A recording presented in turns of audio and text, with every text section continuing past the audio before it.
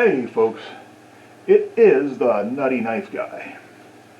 I know I mentioned this before, and you probably noticed I haven't been uploading as often as I would like, and hopefully as often as you all would like. And that's not going to change. So before I talk about the knife, just want to let you know what's going on. Like as I said when I spoke about this before, I have a new book coming out. That's kind of what I do. I'm an author. I'm certainly not making J.K. Rowling numbers, but it does bring in some money. Enough money that I miss it if it's not there. I've got a new book coming out, and it's in the final editing stage. I haven't gotten the first round of revisions back from my editor at World Castle Publishing. I've got to put in a plug for them. But when that comes in, that's going to take a lot of time, because I basically have to read the whole book again and look at the revisions that she suggests and either make them or argue back and forth with her about it. Well, not argue, but discuss. And that usually takes 3 or 4 rounds, so I wind up reading my own book 3 or 4 times. And before that, I have to start pimping the book even before it comes out. So spending a lot of time just going on social media and finding other places I can talk about my book. Summer's coming, so God willing, the River Don't Rise, I'll be doing book signings and book fairs. I know I got at least one lined up. So the author thing is going to take a lot of time. So I'm thinking 1 video a month for sure, more if I can, but definitely not once a week, which is what I would like to do. So there's that, but probably July or before, a little bit before July, you will see Blood and Treasure Fireteam Alpha Book 2 being available. So there's that. Okay, now for what you actually wanted to hear. Today I am bringing you the Smith & Wesson Spec Ops / Survival fixed blade knife. If you really want to know, the model number is 1122 584-0122. And there's a look at the blade. Now, it's a handsome blade, even though it has the serrations on the top, which I generally don't like. But I have had this out to the War Post already. And the reason for that is I actually wanted to do this video last Sunday. But while I was filming the War Post, my camera fell over because I think I didn't have one of the tripod legs locked quite well enough. And I picked it back up and I put it on, and I thought the camera was still on, but I didn't check to see if the camera was still on. So I filmed an entire War Post segment that I didn't film, and I thought I was filming because I'm stupid and the universe hates me. So I'm going to do the whole video over again. But these do function. You're not really going to be cutting down anything major or cutting into it, but I found that they were useful for making notches, for building shelters or things like that, or if you want to notch a fishing skewer. So in that way, the little serrations are here. I mean, they're small enough that they're even kind of hard to see, but they're there. I don't usually like them, but these aren't so bad, and they serve a useful purpose, and most of them don't. Most of the ones on the serrations on the back of these knives don't. This was about 35 bucks at, you guessed it, Rural King. And handling wise, it's pretty decent. It's got a nice striking edge, and according to my high-tech tang detector, it is a full tang, and this is integral. This doesn't screw on, as near as I can tell anyway. You can see where the screws bolt on to the grips, which are very nice. The grips are very good. They're getting that like rubber. It's just a little bit soft, really locks into your hand, and it fits over probably what's a full-length stick tang. And this is integral, and then they put those nice, very beefy screws in. So it's a nice sturdy knife. Before I talk more about the knife, because I started to give you a little bit of the honey. Now let's give you the castor oil. The sheath is abysmal. And this surprised me. I actually am kind of a Smith & Wesson knife fanboy.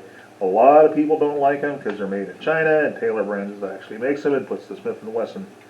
I'm trying to get the snap on here so I can show you something. Smith & Wesson makes them. They're in China. Taylor Brands is the one that actually makes them.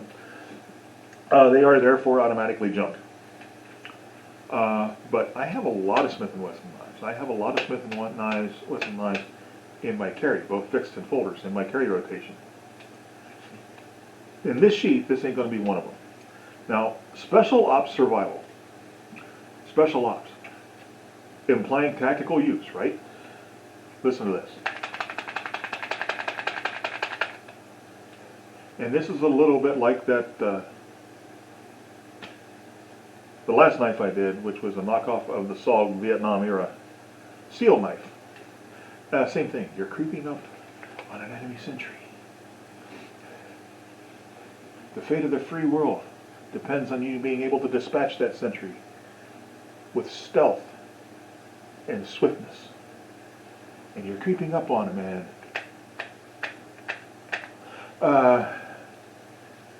and this is a Kydex sheath. Watch this. Okay. Well, first of all, let me put this snap back on. I was premature in taking it off. Right. Look how far it comes out with the retention strap on. Now, imagine that you are a special operator and you want to put this on your molly upside down like many of them do. What happens? I didn't shake it, it just falls out. Way too much play. It's like somebody designed the knife, and it's a decent knife. Actually, for the money, it's an excellent knife. The knife itself is actually quite good. I like it. I like it a lot. But they get a prototype made, if they made a prototype. But this is kind of what I envisioned. And it's probably not the way it happened. Hey, look, we got this knife finalized, the design finalized. Look at it, it's really cool. It's kind of a... That's not the one I want. Where'd it go? But it's kind of a, I'll get that out in a minute. It's kind of a cross between a K-bar dog's head and a traditional K-bar knife. The traditional Marine Corps K-bar. Right? But it's got better grips on it. And it's got a nice striking surface.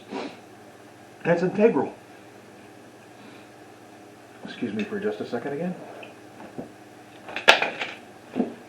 And I got the sheath, of course.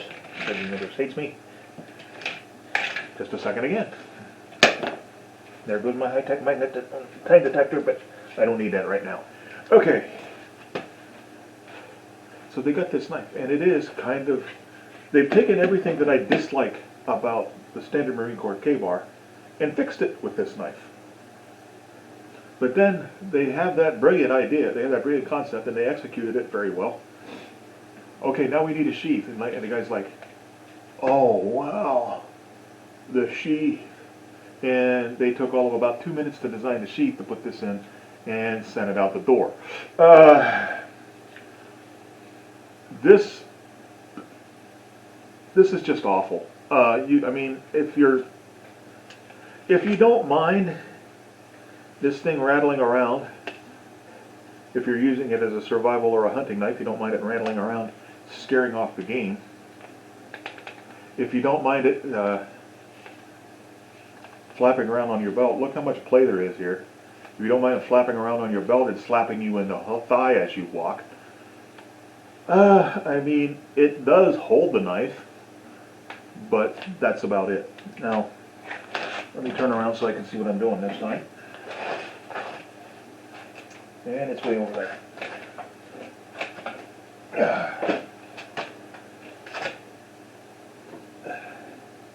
Now, I want to compare this to the K-bar dog's head.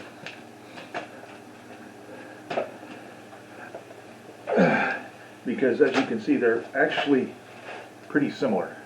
Of course, it doesn't have the saw serrations, and the grips are different, but the basic design is very similar.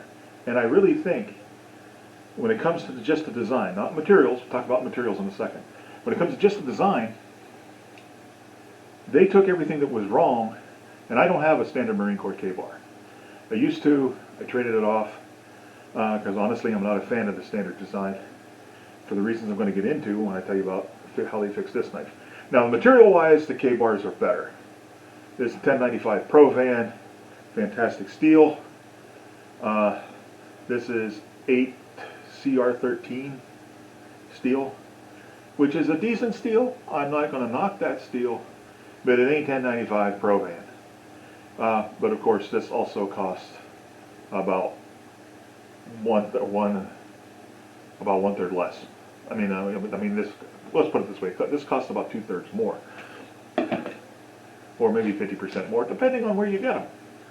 Okay. But the classic Marine Corps K-bar has the quillins here on the guard, facing towards the hand. I still to this day have no idea why they designed it that way. It's uncomfortable, especially if you have big hands like mine. And you know, they did it with and they fixed the pommel with the dog's head. It's got a nice thing so it doesn't, you can pound with it and it's not going to slip out of your hand. And there is, I can't remember the name of it, but Kmart does basically make this knife with nice Kraton grips. I've got one of those on my wish list. But this knife fixes a lot of the things I dislike about the standard Marine Corps K-bar. But it does resemble the standard Marine Corps K-bar in many ways. I don't have a lot bad to say about this design except like nitpicking, and this is just personal preference. I have pretty big hands, and I have trouble with a lot of knives with the grip being too short. I would like about another half an inch on the end of this knife, because if I go saber, if I'm fighting with it, and you know, I'm into the HEMA and Filipino martial arts, so I look at it that way, and I want to use the saber grip, my thumb winds up jamming up against the hilt, and that would be very bad if I missed and hit something harder than I thought it was going to.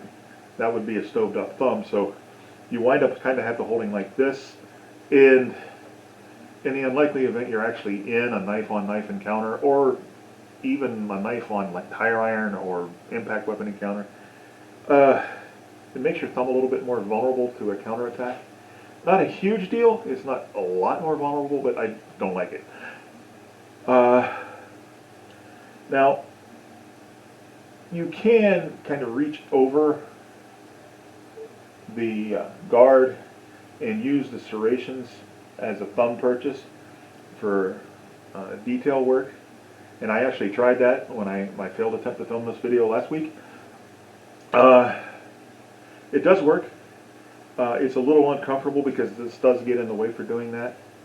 And because the handle's short, at least if you have big hands, it's hard to do fine work unless you do this. But I did make it work, and I will show you. So the long and the short of this is another knife that suffers from crappy sheath syndrome. Did a whole video on crappy sheath syndrome. A lot of thought, I think, went into designing this knife, and then they had an oh shit moment when they realized they didn't design a sheath for it that lives up to the knife. You know, I'm sitting here just curiosity.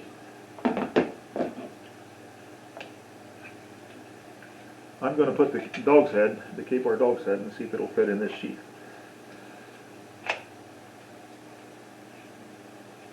Almost.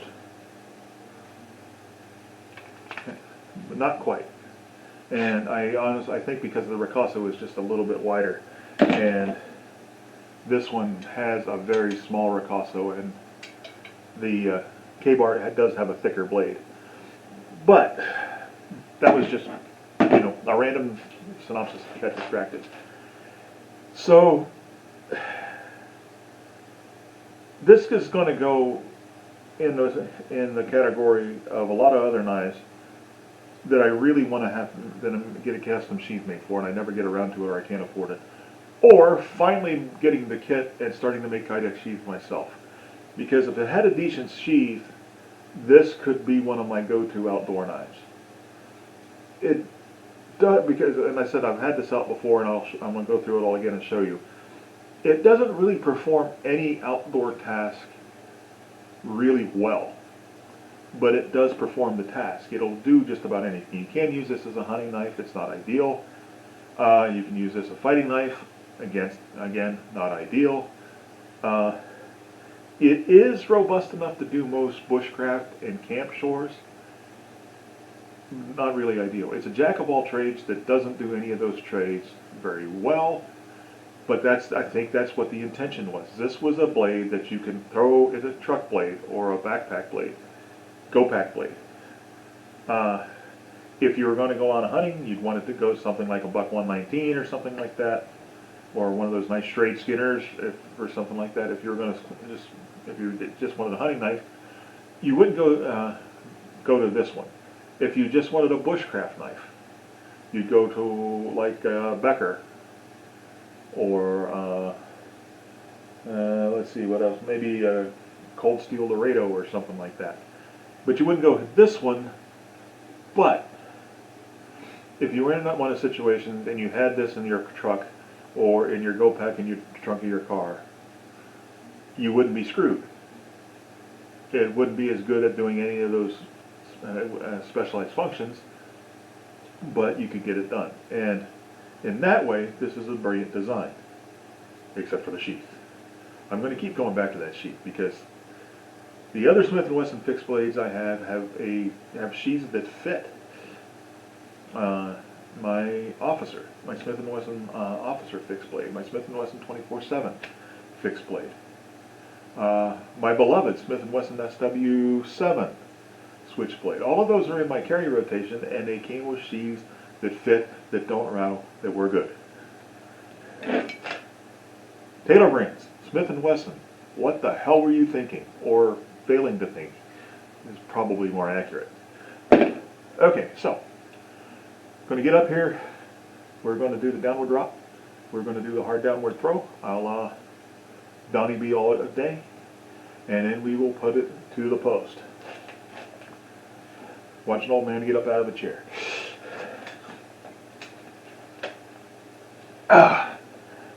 Hey, there was no bones popping. That was a good one. Okay. And get this angled down so you can see. And you got angled way down so you can't see anything but the floor. Is that going to stay? Okay. And it's still recording. Okay, we'll do the drop test. I clutched that a little bit, but it's still stuck. There's a nice even drop. And this thing has pretty good bite. Picking up that chair just from the drop. One more time. Not bad. I really ought to get a flat surface to do this on. Okay. But you can see, balance isn't bad. The downward throw, again, excellent bite. Get it back over here in frame. And rock it back and forth while it's still pretty deep in there. No bend. One more time.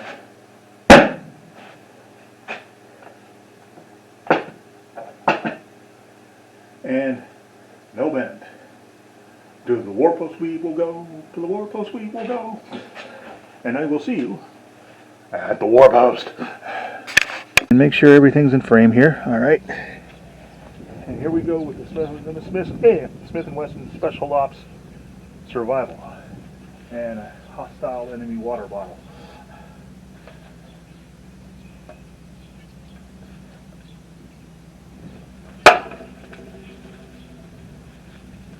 Okay, that went through the handle all the way through to the bottom on that cut, and pretty much all the water's leaked out of it, but we'll try to see how it punctures.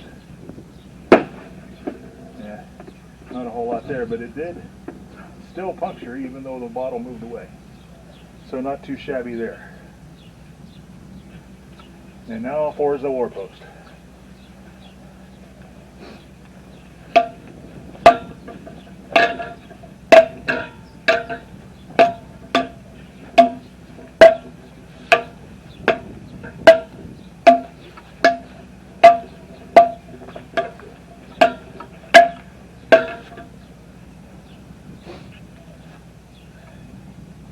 Okay.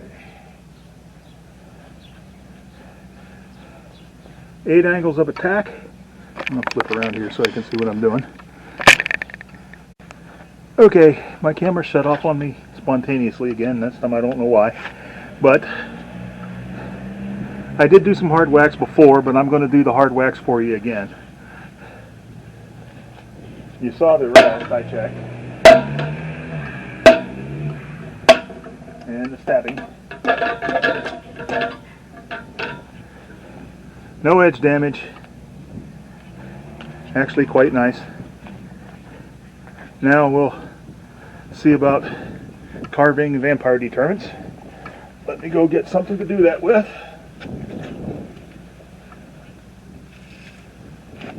Okay. I really got to go out in the woods and get some more material, demonstration material here. Okay, make sure it's in frame. I tend not to do that. There we go. Okay, so very good edge retention even after all of that.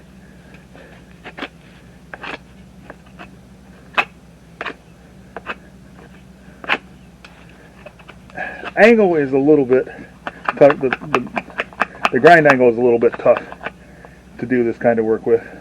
Let's see if I can get it up here on the serrations. That helps, but it's not so much the knife lost edge, it's just it has a really steep grind angle, which makes it stronger, which can take that kind of punishment. While you can carve with it, it's not the easiest thing in the world to do. But I said that. It's not a particularly good at anything, but we'll do the saw serrations here, and I'll show you what I mean about making notches.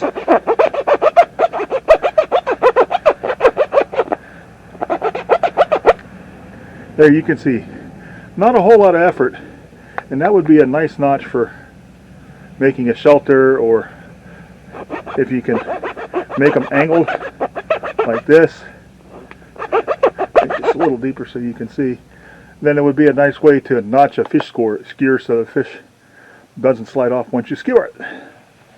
So, take it downstairs and wrap up. Like I said, you're going to see a splice because the camera shut off. But I wanted to show you everything. And before I shut off while I'm showing you everything, I want to show you this bottle.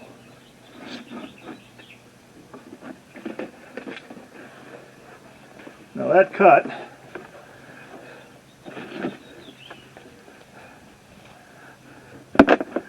went completely through this handle to the point where the strap actually slipped through the hole. And that's a thick part because that handle has to hold up the bottle. Then it went all the way through here, that deep, and that may be the best single cut of any knife I've ever reviewed. It is a shame that this thing has a crappy sheath. A dirty, rotten shame. But we're going to talk more about that, and I'm going to rag on this sheath even more probably when we go downstairs for the wrap-up. So, my final thoughts haven't really changed from my initial impressions. This is actually an excellent knife. There are things that I would prefer to be different on it, like it have a longer grip. But I must say that about most of the knives I have, because I have larger than average hands. Other than that, the knife itself is great. I would love to be able to carry this. But this would fail miserably and drive me crazy in the process. It's constructed well enough, but it would flop around. It doesn't retain the knife very well, even with the strap engaged.